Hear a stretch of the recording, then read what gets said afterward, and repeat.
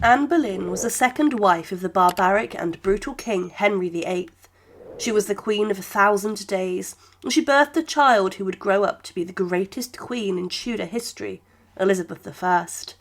Today we are going to look at why Anne was sentenced to death and what her final days and moments would have looked like for her.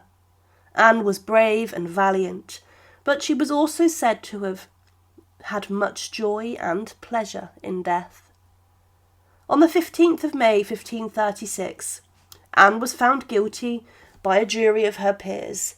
She was sentenced to death on the counts of high treason, incest and adultery. On the 19th of May, just 4 days later, Anne made her way from her quarters along the short journey across the Tower to Tower Green. Here she met the swordsman sent from Calais who would take her head. Anne was said to have conspired to kill her husband, the king, and she's also said to have slept with 5 men, 4 courtiers and the groom of the stall. 2 of these men were known to the king and Anne very well. One was her brother George Boleyn, and the other was Sir Henry Norris, a good friend of the king.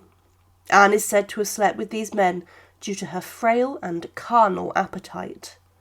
Sadly for Anne, but interestingly, although the evidence compiled was enough to seal her fate, looking at the actual information it shows that 3/4 of the dates do not add up.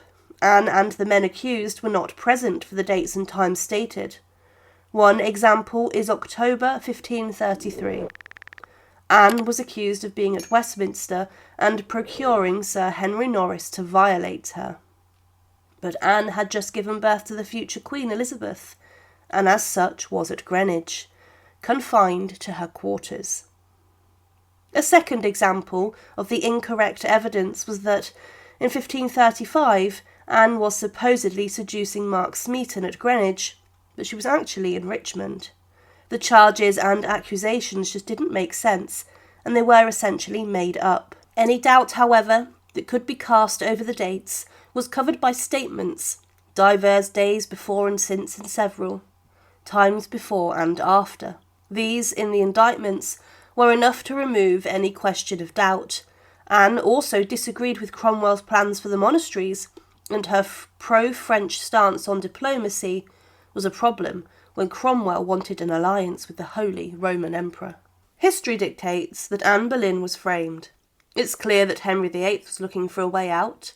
Anne Boleyn didn't give him the son he wanted, and he had moved on to Jane Seymour, so Anne had to go. He couldn't just divorce her, so he needed something else. Henry tasked Thomas Cromwell to figure it out, and under the Tudor law, if a defendant was accused, they were presumed guilty until proven innocent, and those accused were often unaware of what they were actually being charged with, or the evidence being used against them. So defending yourself was often impossible, and that was certainly the case for Anne Boleyn. Now, the jury knew that the only acceptable outcome in a case of high treason was to find the defendant guilty, and the case of Queen Anne Boleyn was no different. In the case against Anne and the men accused, Eustace Chapuis said they were condemned upon presumption and certain indications without valid proof or confession. No witnesses were provided for Anne and her brother, and they defended themselves admirably, with George being described as replying so well to the charges that several of those present wagered 10 to 1 that he would be acquitted. But try as they might to prove their innocence, it just wasn't enough, and they were still condemned to death. All men were supposed to be executed in a manner of being hung, drawn, and quartered. But as a sign of mercy, they were solely beheaded at the behest of the king. Anne, however, was sentenced to die by one of 2 different means: 1, burning, or 2, beheading. It was up to the king to decide, as the king's pleasure shall be further known of the same. One interesting fact, however, is that even before Anne was found guilty, the swordsman from Calais was sent for, as he was renowned for his skill at beheading by sword. The men were all beheaded on the 17th of May on Tower Hill, and the poet Sir Thomas Wyatt, who was also imprisoned at the Tower at the time, wrote about how he witnessed the executions from the bell tower. That in my head sticks day and night. In his poem he wrote of how those bloody days had broken his heart, and also of his recognition of how Tudor justice worked. By proof I say, there did I learn, which helpeth not defence to yearn, of innocency to plead or prate. Another interesting point is that Anne's execution was initially scheduled for the 18th of May, but Cromwell ordered that all strangers were cleared from the Tower to avoid accounts of the Queen's execution, or for the King to be looked upon as a villain. So it was postponed for the 19th of the month. Something that has been misrelated in time is the location of the scaffold on that day. Modern discussions place it on Tower Green, just in front of the chapel of St. Peter ad Vincula, but actually it was built before the House of Ordnance, and that is between the White Tower and the Waterloo Barracks. Anne on that day prepared herself to die. She made her last confession, and she celebrated Mass in front of William Kingston, the Constable of the Tower of London.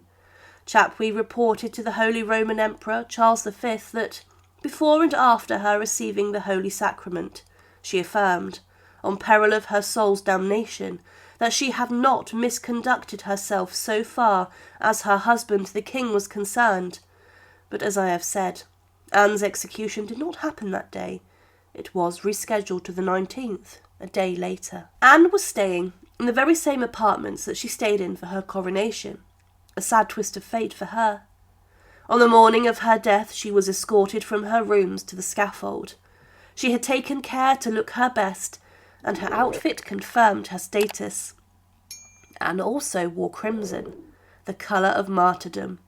Her hood was the traditional English gable hood, the cumberstone headdress that resembled the gable of a house, which covered the wearer's hair, rather than the more fashionable French hood, which showed some hair.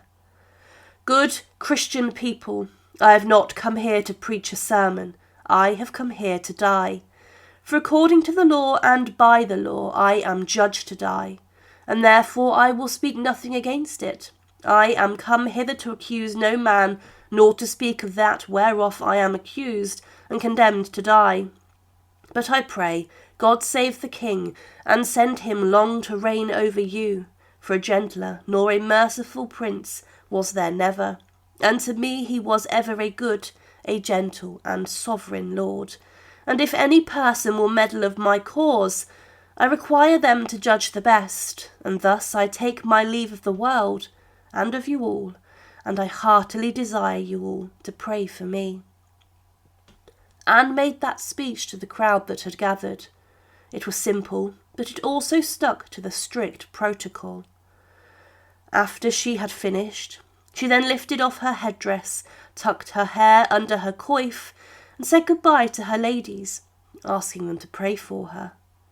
She then said a final prayer, and in one swift stroke the swordsman took her head off, and the head of the Queen of England, Anne, fell into the straw which had been placed above the material on the scaffold to absorb the blood. Many claimed she would be a queen in heaven, and her supporters greatly mourned her. The sight of a Queen of England lying dead upon the orders of her king was incredibly shocking, but following her execution, her weeping ladies who remained with her until the end collected the former queen's remains and tucked them into an oak chest which was used to contain bow staves. With this they carried it into the chapel of St. Peter ad Vincula, and then her remains were buried in an unmarked grave. Anne Boleyn was now dead, but she spent her last few days with her ladies, and she faced her end with courage and composure, although I can only imagine how frightened she felt. Her final days were surely filled with anticipation, and a countdown to the date with the executioner. The ladies who stayed with her by her side were not her friends. In fact, they were handpicked by Cromwell to spy on Anne and report anything that could be used against her.